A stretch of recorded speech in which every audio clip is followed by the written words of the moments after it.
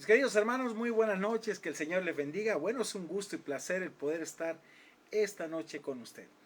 Déjeme iniciar con una pregunta. ¿Te has preguntado cómo puedo ser un buen soldado de Cristo? ¿Cómo puedo encontrar propósito y sentido a mi vida? ¿Qué es en sí la esencia de una vida consagrada a Dios? Bueno, quiero que analicemos el consejo que el apóstol Pablo da a un joven discípulo llamado Timoteo. Después del recordatorio de la ordenación de este joven Timoteo, su propio ejemplo y el de otros, Pablo se dirige a Timoteo con una explicación muy directa hacia él.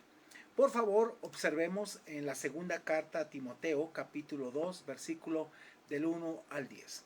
Aquí Pablo es muy enfático, le dice en el versículo 1, tú pues, hijo. Al decirle hijo, habla en una forma, un término afectivo, cariñoso. Hijo mío, esfuérzate, dice. Sé fortalecido con poder.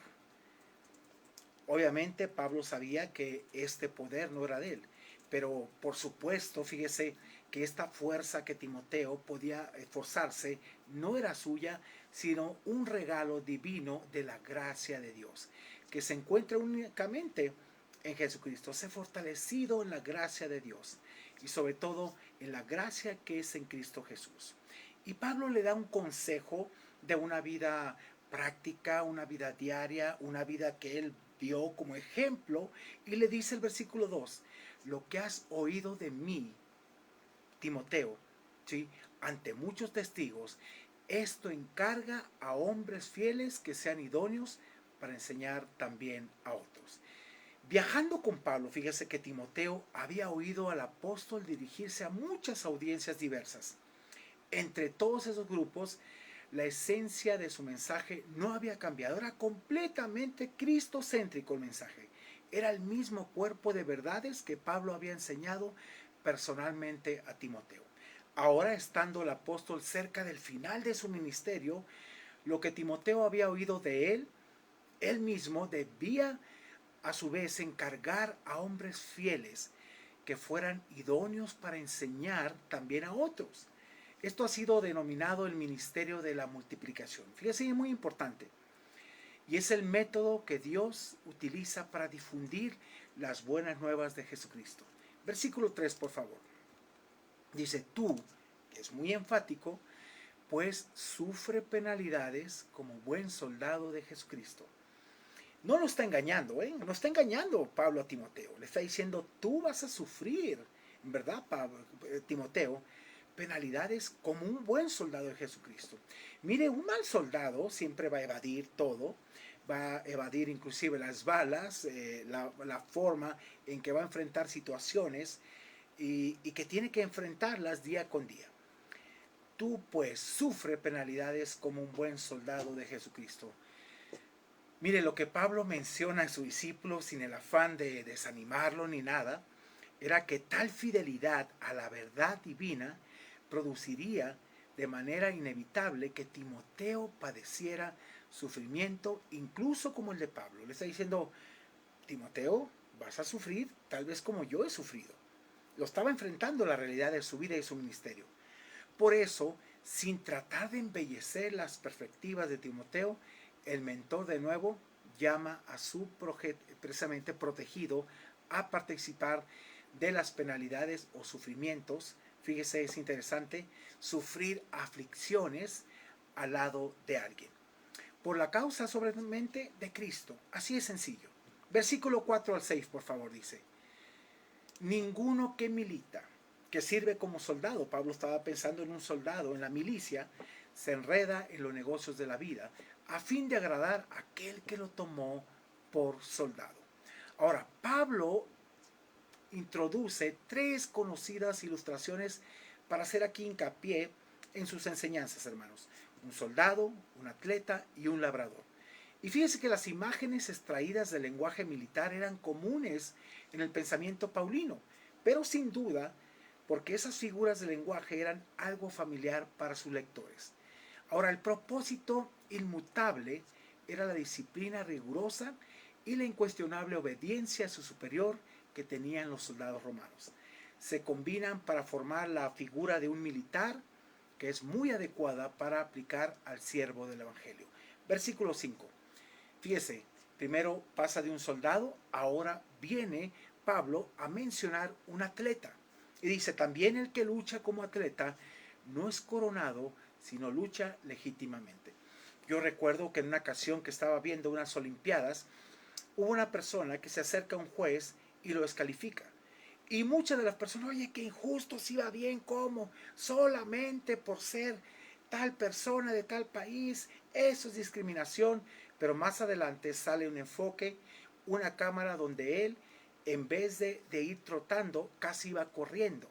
Y obviamente no corrió legítimamente, avanzó bastantes metros para alcanzar la meta, pero en una forma disciplinada y correcta. Y por lo tal fue descalificado. Por eso dice, y también el que lucha como atleta no es coronado, sino lucha legítimamente. Mire, con un rápido cambio de metáfora, aquí Pablo pasó a la figura del atleta. El razonamiento aquí es similar a lo que vemos ahí en 1 Corintios, capítulo 9, 24, 27 y Hebreos 2, el 1 al 2. Legítimamente es traducido lícitamente. Y la metáfora claramente alude aquí, hermanos, a competencias atléticas como las Olimpiadas.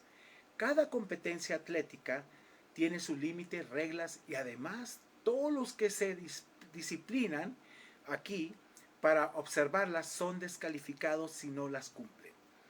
Pablo quería que Timoteo corriera de tal forma que ganara la corona y no fuera descalificado. Nosotros podemos ser descalificados como ministros, como pastores, como siervos, cuando no corremos legítimamente esta carrera que tenemos por delante. Esto exige al cristiano que posea fuertes cualidades de disciplina, dominio propio, perseverancia y cierta fuerza. Versículo 6. Y dice, el labrador, para participar de los frutos, debe trabajar primero. Yo recuerdo mucho en casa donde vivíamos, era un lugar, eran prácticamente 4 casas, una de esas casas era de nosotros, pero en medio había una higuera que durante años nos mantuvo con unos higos tan ricos. Pero esa higuera yo veía como mi papá la podaba, como mi papá prácticamente quitaba la hierba, le hacía una especie que le llaman de cajete y obviamente vertía siempre agua, la mantenía fresca, no permitía que se emplagara ni nada, pero eran los higos más sabrosos. Y hermanos, había ocasiones pues que la higuera no tenía nada, pero cuando se llenaba de esos higos tan deliciosos y que a veces los pájaros nos comían ventaja, pero mi papá hacía una mermelada riquísima. Mis tías, mis tíos durante años fueron y cortaron esa higuera y se mantuvieron de ella. Y precisamente tienes que mantener la forma de disfrutar de sus frutos. Así es en la vida cristiana. Tienes que ser perseverante a forma de que disfrutes esta carrera, pero que la disfrutes y la corras correctamente. Mire, la última figura es el labrador aquí. El lenguaje usado pone énfasis en la palabra trabajar duramente, en contraste con los trabajadores ociosos y perezosos. La diligencia que Pablo acaba de describir en cada caso tiene su recompensa. Mire, la diligencia que Pablo acaba de describir aquí precisamente habla de un soldado diligente, se gana la aprobación de su superior, obviamente cumpliendo órdenes, ¿sí? En ese aspecto, el atleta diligente considera la victoria cuando corre y se disciplina, y un labrador diligente participa de los frutos al final. Fíjese, las 3 ilustraciones tienen en común el punto de que el éxito se consigue a través de la disciplina, el trabajo duro y la decisión firme. Hay un libro que me encanta que se llama El éxito a la manera de Dios, del doctor James Dobson, y se lo recomiendo. Te habla precisamente de correr bien tu carrera. Y hay otro que de John Maxwell, Corramos con los gigantes. Habla de eso, de disciplinarte, de dar fruto y a su tiempo verás todo eso esfuerzo que hiciste. Versículo 7, por favor, dice, Pablo le da este consejo a Timoteo y le dice, considera lo que te digo y el Señor te dé entendimiento en todo. Pablo aquí instó a Timoteo a considerar lo que estaba diciendo. Confiado con la meditación y adecuada visión, el Señor le daría al joven entendimiento en la sabiduría de la enseñanza de Pablo. Pablo le muestra a Timoteo un ejemplo de perseverancia a Cristo, hermanos, ahí en el versículo 8. Por favor, leámoslo. Mira lo que dice. Acuérdate de Jesucristo, del linaje de David, resucitado de los muertos conforme a mi evangelio. Pablo apropió tanto el evangelio que lo hacía suyo, lo encarnó. Y fíjese, Pablo aquí introdujo de manera más bien abrupta el más grande ejemplo de perseverancia que conduce al éxito. Jesucristo, hermanos. Las palabras del linaje de David, resucitado de los muertos, puede representar un fragmento de un credo conocido o una fórmula catequista. Pero el propósito de esta somera referencia no es exponer, sino simplemente sugerir, hermanos, a Timoteo un tema muy rico en significado para que lo meditara. Es decir, el lugar que tiene el sufrimiento en la vida del siervo de Dios y que nos ayuda a entender muchas cosas. Por supuesto que la breve referencia, fíjense aquí, a la identidad de Jesús por su procedencia ancestral y su resurrección, representa solo una parte del Evangelio de Pablo, pero es de central importancia. Pablo decía mi Evangelio. Y hermanos, mire, los escritores de los Evangelios y los mensajes de los apóstoles en hechos explican con gran detalle tanto el linaje de Cristo como su resurrección. Veamos versículos 9 y 10, por favor. Dice, conforme a mi Evangelio, en el cual sufro penalidades. Pablo estaba siendo claro. En el Evangelio se sufren penalidades, hermanos. No todo es miel sobre hojuelas, la verdad, no es así. Mire, hace muchos años me decía un pastor, y recuerdo que me lo dijo de una forma irónica, pero con gran verdad. Sabes, cuando yo me convertí, una persona me dijo, acepta al Señor y todos sus problemas se le van a arreglar. Sabes, Roberto, todavía hasta la fecha lo sigo buscando para reclamarle, porque no es verdad eso. Aquí el apóstol Pablo es claro con Timoteo, conforme al Evangelio, en el cual sufro penalidades, hasta prisiones, a modo de malhechor. Pero fíjese, Pablo tenía bien definido por qué estaba ahí. Mas la palabra de Dios no está presa. Yo estoy preso, pero la palabra de Dios jamás. Yo estoy en cadenas y Pablo estaba a un lado de un soldado encadenado. Imagínense, todo el tiempo Pablo hablando las buenas nuevas de salvación y ellos escuchándolo. Pablo no paraba. Pablo decía que muchos de sus siervos fueron precisamente engendrados en sus prisiones. Ahí la carta de Filemón nos habla de Onésimo, un esclavo, que fue engendrado en sus prisiones y ahora lo vuelve a Onésimo, pero le dice, ya no lo recibas como esclavo, sino como un hermano tuyo. Qué hermoso eso. Pablo aprovechó cada momento de su vida, cada circunstancia para predicar el Evangelio. Ninguna circunstancia lo detenía. Aún las cadenas no detuvieron a Pablo de predicar la palabra de Dios. Versículo 10. Terminamos con este. Por tanto, dice Pablo, por lo que vengo mencionando, todo lo soporto por amor a los escogidos. Y Pablo todo lo soportó por amor a muchos de ese tiempo y por amor a muchos que ahora conocemos de Cristo, de este gran guerrero de fe. ¿Sabe? Dice, todo lo soporto por amor de los escogidos, ve al propósito, para que ellos también obtengan la salvación que es en Cristo Jesús, con gloria eterna. El enfoque de Pablo era claro. Fíjese, lo que había provocado que Pablo fuese puesto en la cárcel romana había sido por predicar las buenas nuevas acerca del crucificado, pero resucitado Hijo de David. Gran parte del libro de Hechos clasifica los sufrimientos de Pablo como algo que le sucedió por causa de Cristo.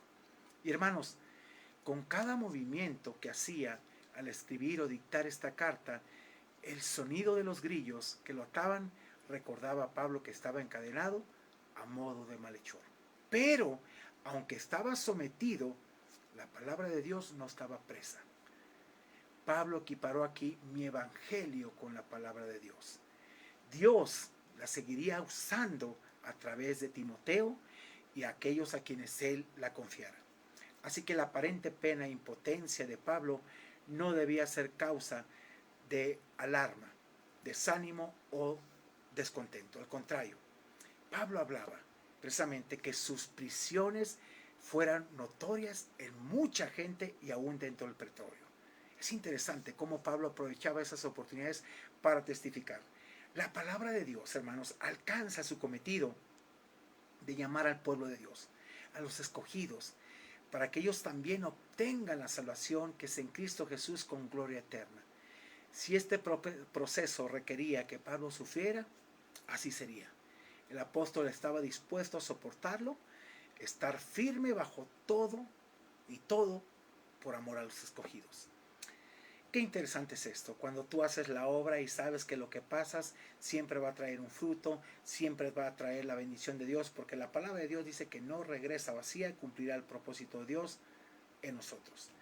El contraste con los sentimientos naturales de Pablo no puede ser más absoluto, dándole significado completo a las palabras de Pablo ahí en 1 Timoteo 1:14, cuando dice: el más grande enemigo de los santos llega a ser su más grande aliado, todo como resultado del misericordioso derramamiento del amor de Cristo en sus corazones. Y Pablo siempre dijo: por la gracia de Dios soy lo que soy, y su gracia ha sido más abundante para conmigo. Hermanos, la gracia de Dios sigue siendo abundante, así que si tú quieres ser un buen soldado de Jesucristo, pues bienvenido a los sufrimientos de Cristo. Y fíjese, jamás Dios nos engaña. La vida cristiana no es todo felicidad. La vida cristiana tiene también sus reveses, tiene también sus pruebas, sus situaciones, pero de todas ellas Dios nos libra. Por eso me encanta 1 Pedro 4:1 cuando dice: puesto que Cristo padeció por nosotros, vosotros también armaos del mismo pensamiento. Vamos a sufrir, vamos a pasar situaciones en las cuales Dios nos va a sacar adelante, pero va a fortalecer un carácter noble. Así que usted quiere ser un buen soldado de Jesucristo, luche legítimamente, luche, labre, trabaje dignamente para el Señor, y la recompensa es grande. Que Dios le bendiga, excelente noche, y espero que sea de mucha bendición este devocional. En la mañana tocaremos un tema dedicado a las madres. Personalmente, pues yo perdí a mi madre hace 2 meses, pero le doy la honra y la gloria por el legado que dejó, y bueno, 10 hermanos que tengo, que tenemos que seguir adelante. Pero gracias a Dios, que Dios las bendiga, Dios les multiplique, Dios les dé sabiduría, sigan adelante. Dios es con ustedes. Déjenme orar por ustedes. Si usted está sufriendo penalidades, está sufriendo algo por la causa de Cristo, no se avergüence, sino glorifique más a Dios por ello. Padre, gracias te damos por esta noche. Gracias por tu bondad y misericordia. Gracias porque eres mi Dios. Señor, a pesar de todo cuanto uno pueda pasar, en verdad tú estás ahí, tú estás con nosotros. No nos has dejado. No estamos solos. Tú eres nuestro Dios. Y Padre, no dependemos nunca de las personas, dependemos de ti. Tú eres nuestro sustentador, tú eres nuestro Dios, tú eres aquel que día con día nos libra y nos saca adelante, porque lo has prometido, Señor, y sé que lo harás y lo cumplirás porque eres Dios.